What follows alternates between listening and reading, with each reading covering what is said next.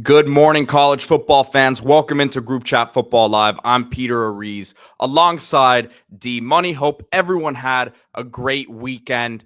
And welcome in to our show, Group Chat Football Live, our daily show talking transfer portal news, recruiting news, coaching moves all over the world of college football. And we got the national championship tonight. So it's always kind of a bittersweet night. Of course, you get to watch two the best teams, the two best teams in the country. We can say that this year with the 12-team playoff battling for the national championship. And at the same time, you say, man, it's going to be a while till we see real football again. Yeah, it's the end of the season officially, but it is, I'll say, the beginning of the offseason because the offseason has been rolling pretty hot and heavy for most teams, but now it's officially the beginning of the road to 2025 once that whistle blows and we do have a new national champion. So excited to really dig in to what these rosters look like. You kind of have pretty much all of the rosters set up with the exception of we'll see, some of these teams, Ohio State, Notre Dame, are younger players leaving for more playing time, et cetera. But for the most part, we know what these rosters are going to look like across the country. The final moves are being made now. Obviously, recruiting is done for the 25 class for the most part. Then we have coming up a huge sprint in the 26 class. The calendar is totally flipped. It used to be quiet period after signing day. Now it is hot and heavy with unofficial visits, getting ready for those summer official visits. A lot of commitments off the board even before those summer visits. So we'll be covering all of that here on Group Chat Sports. Brandon asking predictions for tonight. Look, I'm going with the favorite, Ohio State. They're 8.5-point favorites right now. I think they win by 10 to 14. The one thing that really gives me pause here is Notre Dame's injuries, right? If Notre Dame was full strength, I would have no problem saying Notre Dame plus 8.5, just because I think, Ohio State, as talented as they are and as good as their offense can be at times, I don't see them as that type of machine that just is built to blow out a good defense. However, given the injuries to Notre Dame at critical positions, talking about left tackle, defensive tackle, how healthy is Jeremiah Love? I would have to favor Ohio State with the spread. I don't feel great about it just because, again, if Notre Dame was relatively healthy, they're also missing in the secondary. They had young players step up in the secondary. They're missing guys there. If Notre Dame was even close to as healthy as Ohio State is, Ohio State's had their little bit of injuries too on the offensive line. But if Notre Dame had a little more health, I'd say bet Notre Dame the way it is. I begrudgingly say Ohio State minus 8.5. So let's get into some news.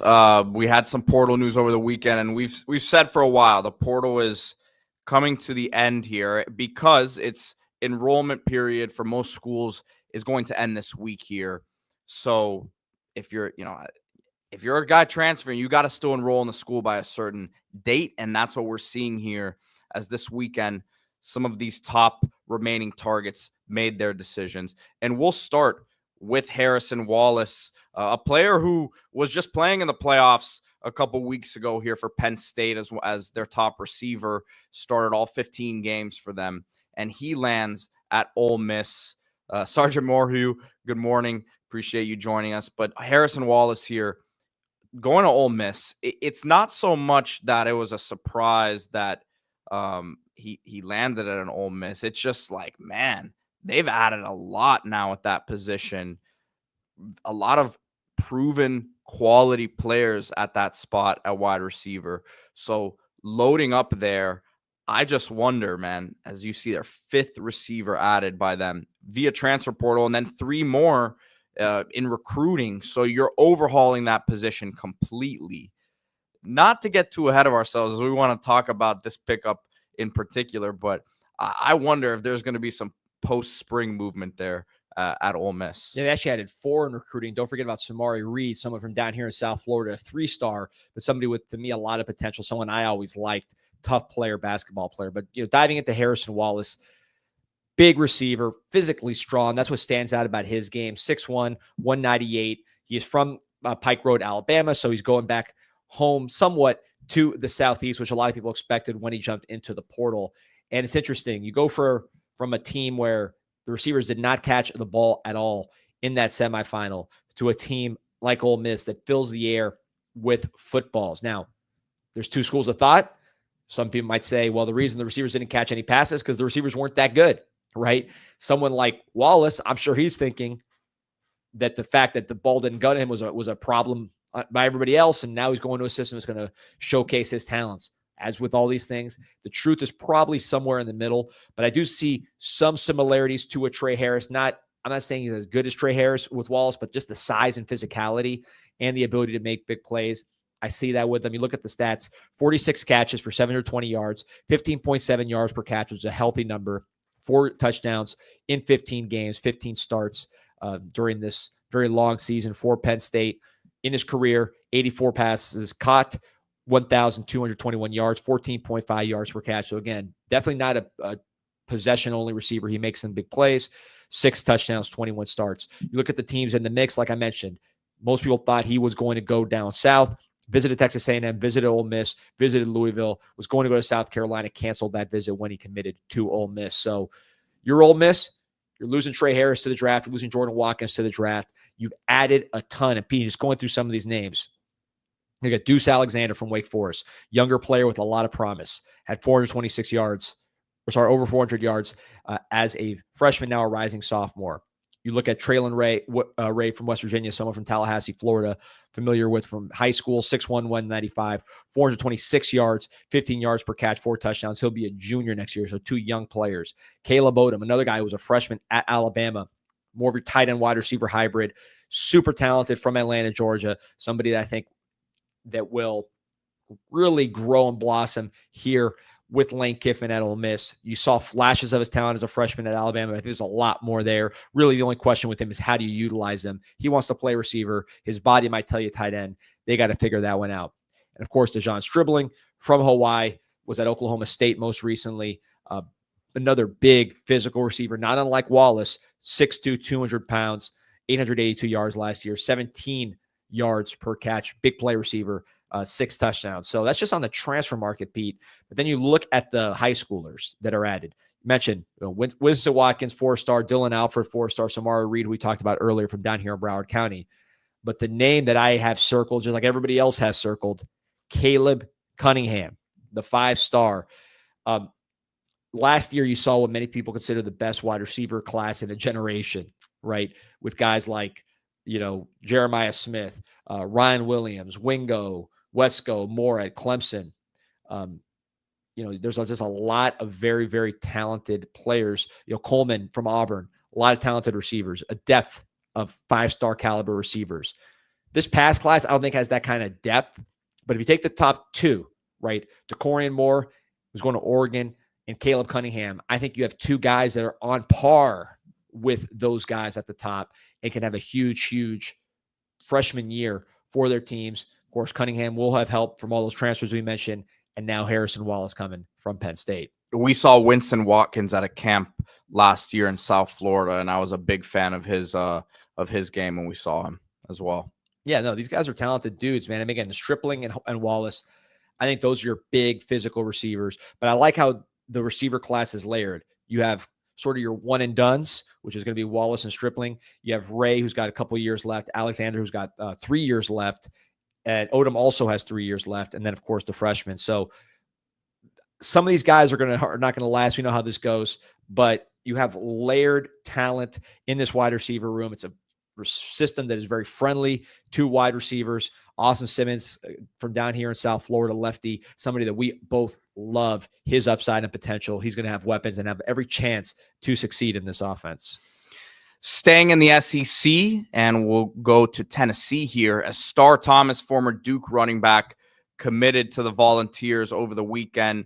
Guy who ran for 871 yards and 7 touchdowns last season, was over 1,000 total yards with the receiving game as well, and started his career at New Mexico State. Actually started his career in the JUCO level at Coffeyville, and so he's getting that extra year here with the Diego Pavia ruling. We've talked about a handful of these guys who have been in the same situation, and a 6 foot, 210 plus pound running back who had a solid season in the ACC, only 4.1 yards per carry. So not the most explosive guy by the numbers, but going to be headed here to an offense with Josh Heupel that we understand their explosiveness. So potentially could open up some more lanes for him. Yeah, the veteran addition to the room. You got another Louisiana guy replacing a Louisiana guy in Dylan Sampson, who was the SEC Offensive Player of the Year. A different player than like a Sampson or Jalen Wright who preceded him. You had two true speedsters, right? I mean, legitimate sprinters, guys that can go 80 yards if they needed to. I don't see that with Star Thomas. Like you mentioned, the yards per carry at the ACC level had 871 yards and 7 touchdowns, which is great. But 4.1 yards per carry, that's on the lower end of what you want from a power 4 starting runner. Certainly moving up a level to the SEC. But I think they want a veteran presence just to sort of stabilize the position. And if you're looking for the upside to be the next Dylan Sampson, the next Jalen Wright, you're talking about Peyton Lewis, who is an absolute speedster from Virginia, had his freshman year last year, was very productive, over 5 yards per carry. And then Deshaun Bishop, 3-star from Knoxville, who maybe didn't have the same kind of fanfare, the local kid, but was extremely productive in his limited reps. So I think between those two guys and then Star Thomas being that stabilizing presence, you will either by committee or with one of those guys emerging, I don't say replace Dylan Sampson because his production was so unique, but at least give you a continuous run of good running backs, which you've had for a while now. And of course, this offense with Josh Heupel, very suitable to the running back position, especially the faster guys.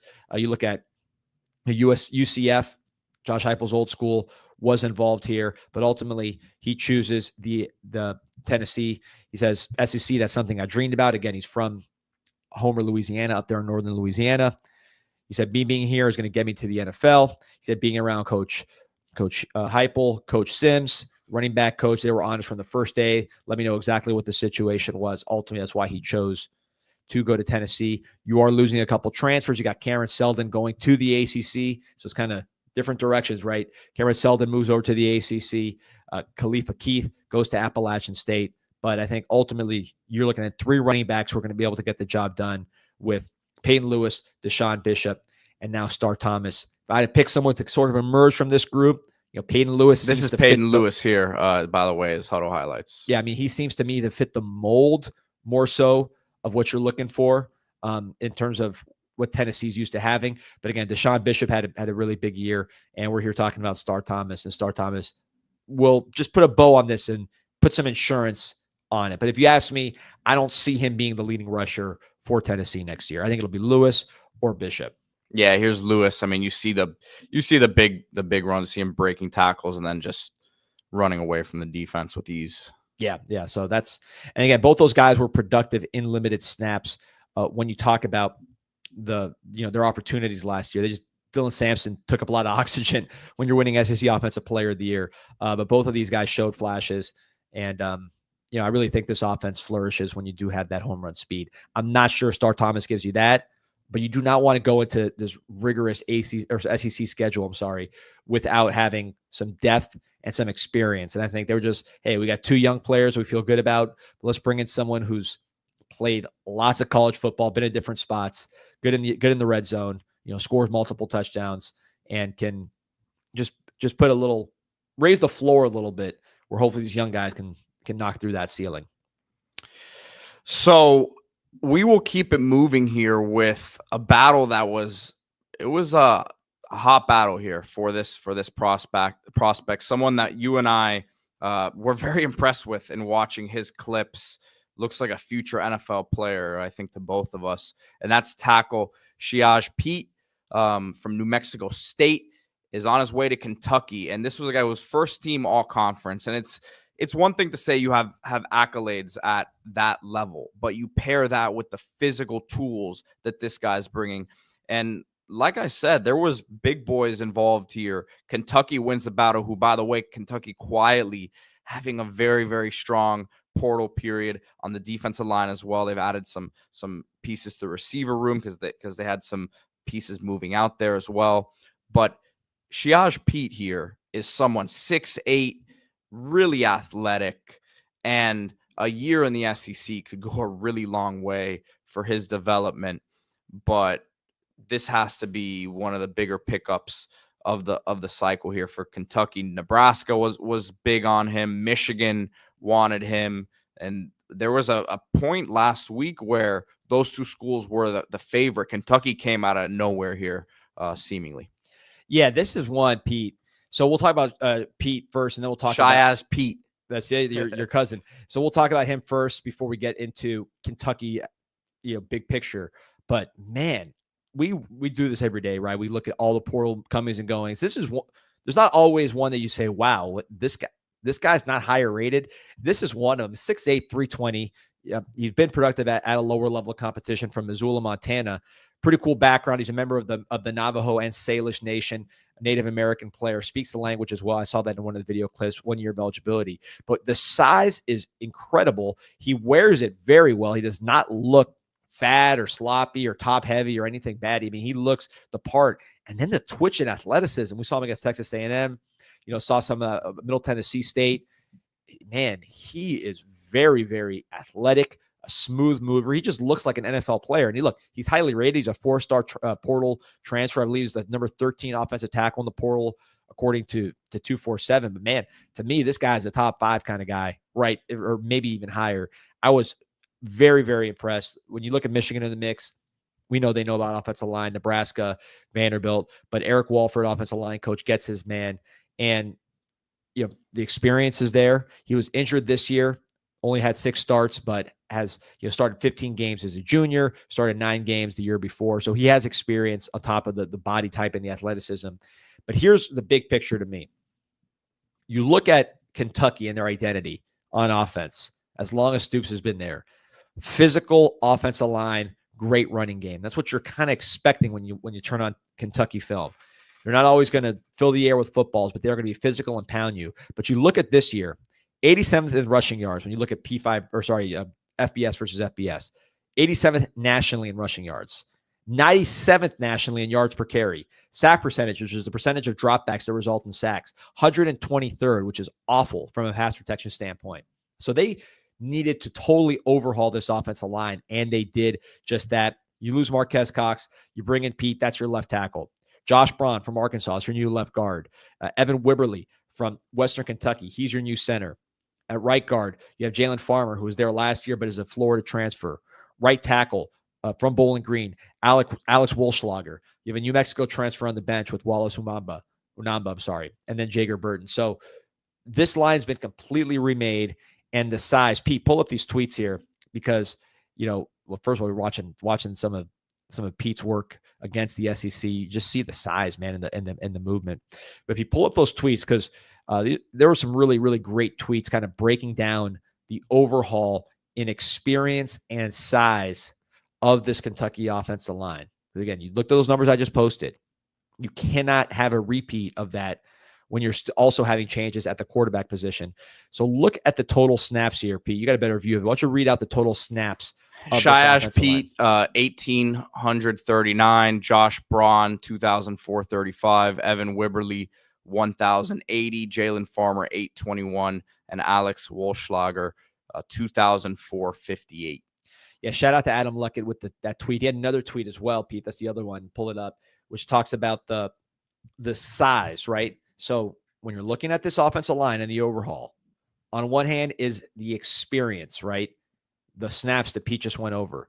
The other part of the picture is the size. And this, we talked about Pete, right? I mean, Pete himself, 6'8", 320, wears it well.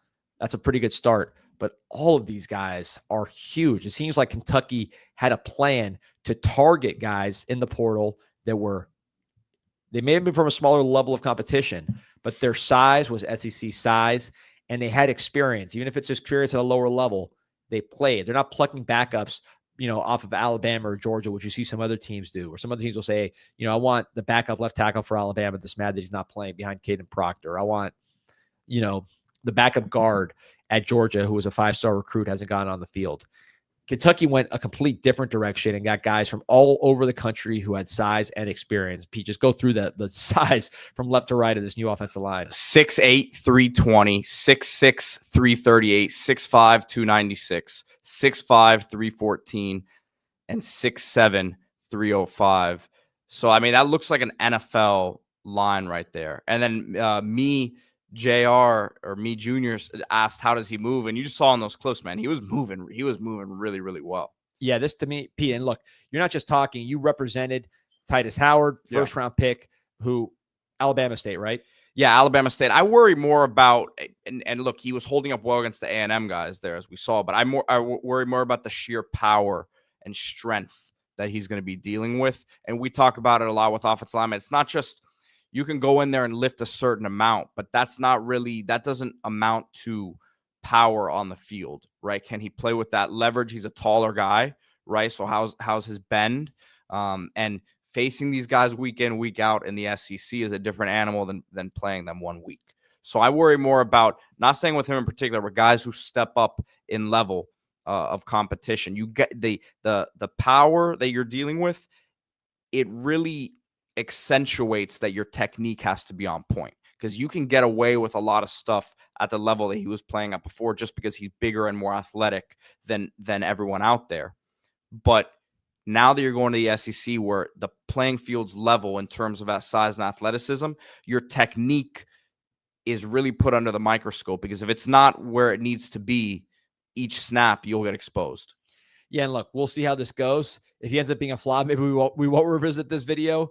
But I got a feeling when we fast forward a year, this guy's going to be getting ready to play the Senior Bowl, and we're going to be looking at that transfer list of offensive linemen and saying, how is he not rated above some of these guys? Because the talent really, really stood out on tape. Great job by Kentucky overhauling their offensive line, getting back to their identity. You lose a Dane Key to Nebraska. You lose a Marion Brown to LSU. You've lost a lot of horsepower. Let's get back to the fundamentals and run the ball. Well, and I will say, good. There was a good point here in the comment section by probably a Kentucky fan. Let me pull the comment up that we should mention. As he says, the pieces look good. However, there's almost no history of any of these players playing alongside the others. Will take some time and some work for this group to come together as a cohesive unit. But he says, nonetheless, credit the staff for acquiring some quality upgrades. So we understand offensive line, the communication is going to be key there. So them gelling and meshing now in the spring will be big. Yep. It's a big year for Kentucky. Disappointing season, to say the least. Kentucky's built a brand over the years. They need to get back to it. All right. So it was a big weekend for North Carolina. Before we get there, Randall Carson, he's got a comment for Ohio State. Can't be the champ till you beat the defending champ. Go Blues. It's like Ric Flair. Be the man, you got to beat the man. And, Michigan was the man last year, and they beat Ohio State again. So they're claiming, are they going to claim themselves a national championship champion? Maybe the undefeated. I mean, look, they. I think at the end of the day, they still want Ohio State to lose tonight, of course. But it would be a funny little feather in their cap. Yeah, welcome, Canes Cats. Appreciate you always. All right, so Pete, take us to Billy to Chapel Bill, man. So it was a big weekend for them in terms of talent acquisition. Daniel King from Troy was a huge pickup on the offensive line. Guy who was headed to the NFL and then said, "Never mind, I'm gonna come back. I'm gonna play at North Carolina next season." And then Thaddeus Dixon at defensive back coming over from Washington, as there continues to be really strong ties there between the two programs. Steve Belichick, Armand Hawkins coming over on the defensive side. But Coach Belichick made another hire on the staff over the weekend, and Bob Diaco is going to be the new linebackers coach there. It's an interesting name here because we heard about this guy years ago when he was an up-and-comer in the coaching business, former head coach at UConn, former defensive coordinator at Notre Dame, to name a few stops. But someone that's been a bunch of different places, ton of experience. I got to say, aging gracefully as well, man. 51 years old, doesn't look that whatsoever. But you're getting an experienced veteran in the coaching game here coming to Chapel Hill. Yeah, this is someone who's really from the Brian Kelly coaching tree. He was an analyst for Brian Kelly most recently at LSU, made his name first at Cincinnati as DC for Brian Kelly, then at Notre Dame as one of the top coordinators in the country, won the Broyles Award. That led to him becoming the head coach at UConn, which did not go very well, won 11-26 overall. They did make a bowl where they lost to Marshall. But again, that's a tough job. You see him bouncing around, goes to Nebraska, Louisiana Tech, Purdue, and now settling at LSU before arriving at UNC. And interesting guy. You mentioned Agent Gracefully, a kind of a quirky guy. He's known for some of his quirks.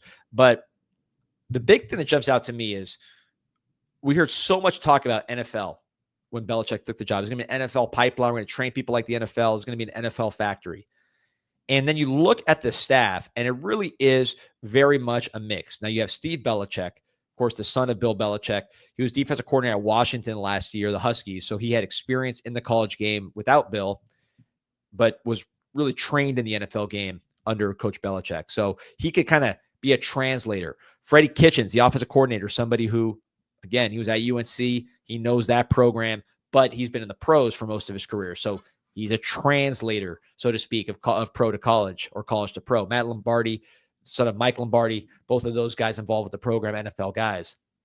Then you look, Diaco, Garrick McGee, Wolf Friend, Armand Hawkins, college lifers pretty much now going to North Carolina. Mike Prayford, the special teams coach, an NFL guy. So it's a mix, right, between NFL guys, NFL/college guys, and then pure college guys. So I think that's important because look, Bill knows more about football than Coach Belichick. Call him Bill like I know him for years. Coach Belichick knows more about football than pretty much anybody in the ACC. But there's a lot he doesn't know about college just because he hasn't been there. He hasn't experienced it. He hasn't tried things and had setbacks. He hasn't experienced sort of the practical limitations because you can write it on a board, but until you try it with college kids, you don't know how much they can do. So I think the fact that you have both guys that can speak both languages of NFL and college, and guys that are just kind of pure college lifers to help with this transition, I think makes a lot of sense. And the staff really is a nice blend from top to bottom. Yeah, and you see him here earlier in the season with his buddy Brian Kelly there. Yeah, and look, I'm sure Brian Kelly is someone that Bill Belichick respects a lot. Discipline, hard-nosed type of coaching. Not what you'd call a player's coach, but someone who certainly had a lot of results at different places. So, it's an interesting fit, but I think it makes a lot of sense because of the experience. He's been a college head coach as well. So now you have someone with college head coaching experience to help you. Again, Bill Belichick has pretty much as much head coaching experience as you can have, but college a different game. Diaco being a college head coach might have some insight into this, just things that you wouldn't expect as far as off the field, grade issues, working through those, just some of the personal stuff that comes with coaching college guys. He can help with that because there's no handbook for how to do it. You kind of have to go through it and live it and make mistakes, learn from experiences, and he can translate all that and transfer all that to Coach Belichick and the rest of the staff. So getting into a topic here that we haven't really touched on stuff like this very much here on Group Chat Football Live, which again, remember to like this video, subscribe to the channel. Appreciate everyone who's watching with us live, been helping us grow this page tremendously as we take a look at all topics across college football, not just the recruiting stuff, not just the transfer stuff, the coaching stuff, but the things that are really going to matter in terms of shaping the future of the game. And what we're going to talk about now is the ACC Commissioner Jim Phillips considering changes to the conference's title format, the way that you get to the championship game, potential mini tournaments, so semifinal games that could be played 1 versus 4, 2 versus 3, to then get to what would be the best team from your conference after playing this playoff style.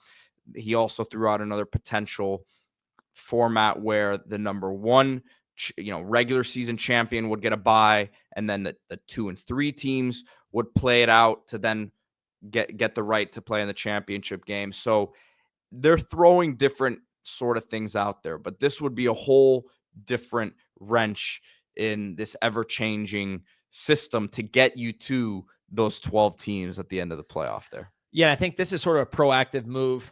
Well, reactive and proactive. So he's reacting to Rhett Lashley saying, why are we even playing in this championship game? We're locked into the playoff right now. And if Clemson goes and blows the doors off us, which, looked like it might happen for a minute there, SMU was able to rally, might have saved their playoff berth right, by rallying towards the end. But let's go back and say Clemson blows out SMU in the championship game. SMU doesn't make that rally. Does Alabama get that spot over SMU and ACC only has one team? That's not a good situation if you're the ACC commissioner. So, especially when you consider SMU did not perform well in the playoff. Clemson did okay offensively, certainly. So you didn't, do great as a conference in this first tournament. So people might be looking at you and saying, ACC, should we even let in two teams? So when I look at all this, I think yes, he's trying to preserve the championship game and make sure there's integrity to it, and it's a competitive game or series of games. But I also think he's trying to how can we make sure we're getting two teams every year? Because if we're only getting one team, we're like the Big 12, or Mountain West or whatever it is. So you're not, because we understand that the ACC is not on the level of the SEC, Big 10, but you still want to be able to, if you're Phillips, differentiate yourselves from these other conferences. No question. And again, the hypothetical, let's just say SMU got blown out and did not have that comeback. I mean, it could have easily been Alabama. Now, did Alabama deserve to be in there? I mean, we saw them play in the postseason. They didn't look particularly good. So I don't know if it would have made too much of a difference. Certainly they're more talented than SMU. SMU had a bad day, a lot of turnovers, which uncharacteristic. Some of that credit goes to Penn State and having a ferocious defense. Of course, the elements playing in that extremely cold, loud environment didn't help from an SMU standpoint. But I think that's the nightmare scenario is, man, if these guys didn't come back in this game, we would have had one team with Clemson after all we've done to try to promote the other teams in this conference. Yeah. So I said we were gonna be done pretty much talking transfer stuff for today, but forgot to talk about a big one entering the portal at the tight end spot, and that's Amari Neblock from Texas, former Alabama tight end, highly talented player, but didn't really feature much for Texas this season. It looks like he's going to be on the move once again. Yeah, and you're talented when you're at Texas A&M. Before you're at Texas, before that you're at Alabama, right? You got a lot of ability if these kind of teams keep making room for you in their program. Really had a great year at Alabama in 2023, 20 catches, 347 yards, 4 touchdowns. Never really matched that at Texas. 6'4", 245. Again, former highly rated player from St. Petersburg, Florida. So interesting that he goes Alabama, Texas, as opposed to coming back to Florida. But this year at Texas, only 5 catches, 33 yards. Gunnar Helm sucked up a lot of oxygen in that tight end room. He's a great player, an NFL talent all day. So what surprised me was that he didn't just stick around and say, all right, well, Gunnar Helm's going to the NFL. I'm going to take over. But he decided to go to Texas A&M, which had a ton of turnover themselves in the tight end room. Donovan Green, who we've profiled on a past show, very, very talented player, moves on to LSU. Jaden Platt goes to Arkansas. You also have Trey Watson, who is the leading receiver from the tight end position, moving on. But what's coming in? Nate Borkacher from Nebraska, Micah Riley from Auburn, who we profiled on a past video. These guys are 250-plus pound, I won't say blocking tight ends, but when you look at the profile for both of these guys, you're saying body type, size, and ability to block. I think Neblock, much more of a pass catcher, much more of an athlete. And you can see both of these guys, or all three of these guys, having a role. Maybe, Borkacher more of your pure blocker, Micah Riley kind of doing a little bit of both, and then Amari being your versatile weapon for Marcel Reed in a passing game that's been totally retooled, both on the outside with all the receivers they brought in, between Concepcion getting in there, bringing in. We'll see what happens with Hudson, the Texas Tech transfer.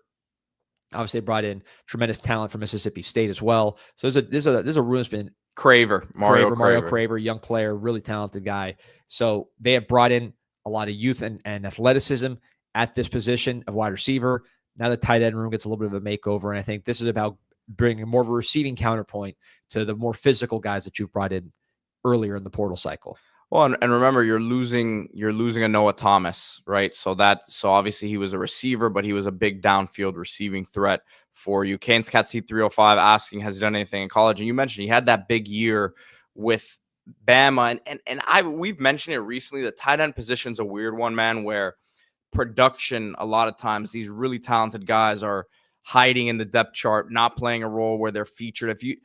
It's very rare that you find an offense that is featuring multiple tight ends in the passing game, right? Not to say a second one can't be involved in the passing game, but you're looking at a situation here where he had that huge season in 23 with Bama. And we say huge season, it was 20 receptions, but 16.4 yards a carry, so a catch. So big playability downfield, 4 touchdowns.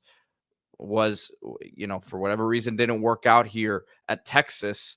But if you're A&M, you're getting a guy who is just a couple years removed from what looked like a stepping stone season for him. And you want versatility, right? Tight ends give you versatility as an offense because they can do multiple things. You look at Miami's offense this year, the number 1 offense in the country. You had Elijah Arroyo, an NFL tight end, maybe more your complete tight end as far as being able to block a little bit and being an excellent receiver. He'll be a day 2 pick.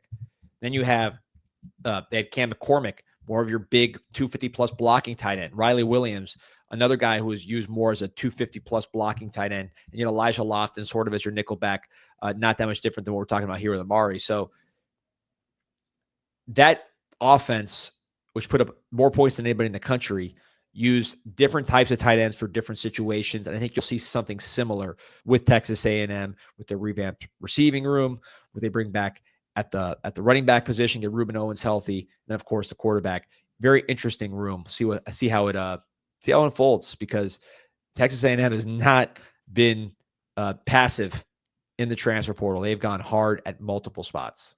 And Kane's Cats He305 asking if we think he's better than Riley Williams. I think they're a bit different. Knee-Block's has some more explosiveness, maybe a little bit more twitchiness to him.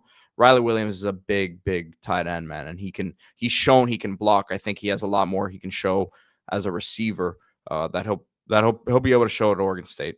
Yep. Yeah, I think Knee-Block probably more comparable to an Elijah Lofton if you're looking from a Miami perspective. But very talented guy. I've been watching him since high school and excited to see what he does in this offense. Wanted to look forward to next year's recruiting class a little bit, D, and spotlight a prospect that you had a chance to see yesterday at the Battle 7-on-7 tournament. Highly talented quarterback, currently committed to Oklahoma, Jaden O'Neal, 4-star from Harbor City, California. And you got to see his arm talent up close. This is a big quarterback, 6'3", 200 plus, and seeing a guy like this up close, you can really see how the ball spins off his hand. And I know you came away heavily impressed. Yeah, 7-on-7 as a quarterback is not exactly the same as 11-on-11, to say the least. I mean, not only you're not getting hit, but just the type of quarterbacks that tend to succeed in 7-on-7. Size isn't as important. It's more about getting the ball out quick, kind of making quick decisions in a 7-on-7 context. Jaden O'Neal was very much a pro-style quarterback playing 7-on-7. Like you mentioned, Pete, I was at Battle Miami. Some of the top players in the country, 26 class, 27 class, even 28 class, were at this event. But Jaden O'Neal stood out from the moment he stepped on the field, playing with South Florida Express, one of the top 7-on-7 teams in the country, playing with a lot of South Florida talent. Of course, he is from Los Angeles and Narbonne High School. You see some of the huddle highlights here. Watching him at Battle, the arm strength stood out right away. He's throwing downfield here, but his ability to drive the ball, to throw through windows, outs, digs, throws that require you to drive the football as opposed to layering it and lofting it. He did a fantastic job. The size was eye-catching. You look at the frame. This is a guy with big hands. He's lanky, but he's big boned. So you could tell he's going to be a really big quarterback. He's got a big lower body. And again, we talked about the arm strength. Physically, he kind of reminded me of watching Jacoby Brissett at the same age. I was able to watch Jacoby Brissett in high school. I see a lot of physical similarities. Of course, Jacoby Brissett playing a lot of years in the NFL. Maybe O'Neal's a little bit shorter, but still a tall quarterback. O'Neal's a little bit more aggressive as a passer than Brissett at that age. Brissett at that age was very much by the book, doing exactly what he's supposed to do. Wasn't as much of a gunslinger. Hasn't changed much. That's the role he plays in the NFL. Pretty much. And O'Neal is definitely more aggressive downfield. chucking it. We have some clips here. Yeah, I'm going to pull it up from the battle event. Number 6 quarterback on the 247 composite going to Oklahoma, top player. And I think Coach Venables has his quarterback of the future. Of course, they brought in John Mateer. They brought in Arbuckle, the offensive coordinator from Washington State, to really ease that transition for Mateer. Is going to go from the same system, just moving it over to the SEC. So Mateer's got 2 years of eligibility. I think he probably needs both years just to fully adjust to that level of play and to polish himself as an NFL quarterback. But, that'll be basically O'Neill's senior year will be Mateer's, let's say, junior year. I believe he's a redshirt freshman, right? So he'd be a redshirt sophomore.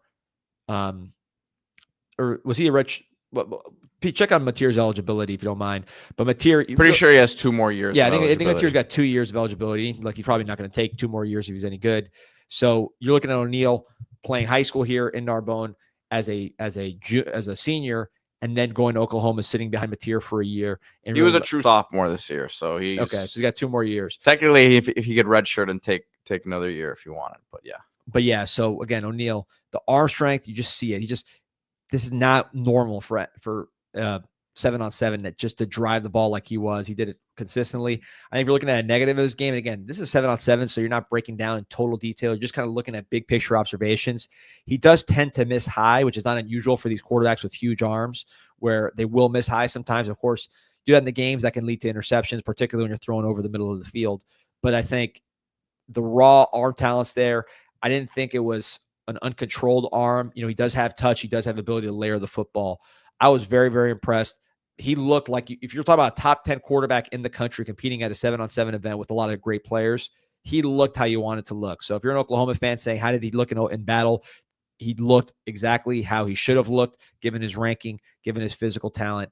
But my big takeaway was, man, if this guy can, take care of his body, he is going to be one of the most physically imposing quarterbacks in the SEC, with one of the best arms in the SEC. He's already, near and dear to Oklahoma fans' hearts. You see with the horns down there. He's not afraid to throw it up, might or get throw fined it down or something. Might get in trouble. Yeah, you never know. Can't do it in games. He'll get penalized. So, but no, man, huge pickup for Oklahoma, and we'll see if they can hold on to him, man. Highly talented player, big season ahead for Brent Venables, and that Oklahoma program. So they gotta do something offensively, I would think, with Mateer this year to hold on to him. Yeah, and he's out there in California. USC, they're involved with other quarterbacks, of course. Longstreet last year, one of the most, talk about arm talent, maybe the best arm talent in the 25 class. So they got young guys there. I mean, look, who knows what's going to happen with Lincoln Riley? His seat's getting a little hotter. So that whole West Coast is very interesting from a recruiting standpoint. Oklahoma takes advantage and grabs one of the most talented players in the Golden State. Kane's Cats Heat 305 asking what the scene was like out there at 7-on-7 tournament and which player caught your eye. So, I mean, look, I didn't see Darian Coleman because I left early to watch the playoff games and pick up my son. But I did, Jaden O'Neal, who I just mentioned, not so much because he was dominating the event, more so just projecting what he does in that level to a padded practice with better players and more difficult throws. I think he showed all the physical traits that you want to see. Jalen Waters from Raw, Miami, they call him seatbelt, super long arms, nice attitude to him. You could tell why he's such a hotly recruited player. Florida's trying to hold on to him. Miami's making a push. He's someone that caught my eye. Let's see. Calvin Russell didn't participate. There was a wide receiver. Just give me 1 second here from the 2027 class. And I hate going that far in the future here, but that's the way we operate now. Who was extremely impressive. Ethan Feaster out of DeSoto, Texas. Really, really impressive looking kid. Top 10 player at receiver in the 27 class. He looked like it on the field there in Miami.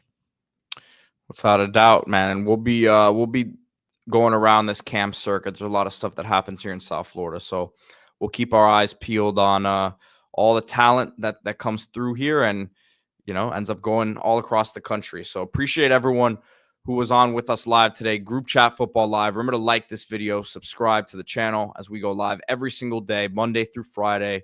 with the latest in the transfer portal, sadly coming to an end this week.